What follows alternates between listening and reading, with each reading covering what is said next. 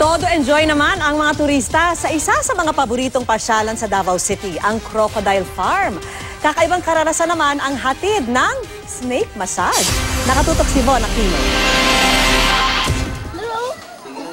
Isang araw bago ang bisperas ng bagong taon, lokal man at dayuhang mga turista, dagsana sa Crocodile Farm dito sa Davao City. Okay man, ay wala na, New Year naman, sa bahay na lang. Okay naman, enjoy with the family. Tapos ito ngayon, dito kami kahapon sa Eden. Ganon, ikot-ikot lang. Sikat na atraksyon sa lungsod ang 18-feet crocodile na si Pangil. Meron ding mga ibon, mga tigre at ostrich at pwede pang magpakain ng isda. At para sa mas daring na adventure, maaari ring subukan ng snake massage dito sa loob ng Crocodile Park. Kaya naman maaari mong hawakan ang mga malalaking ahas katulad nito. Ang albino Burmese python na ito ang 5 minutong magmamasahe sa'yo sa halagang 100 pesos. You wanna try snake massage? No, I don't try. Perhaps I will sleep if I try.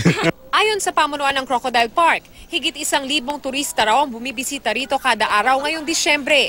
Mostly kasi pag weekends po, Friday, Saturday, Sunday, marami talagang turista.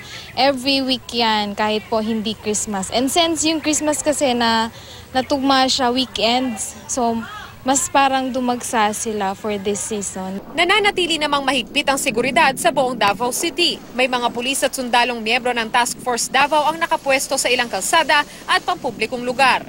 Mula rito sa Davao City, Von Aquino, nakatutok, 24 oras.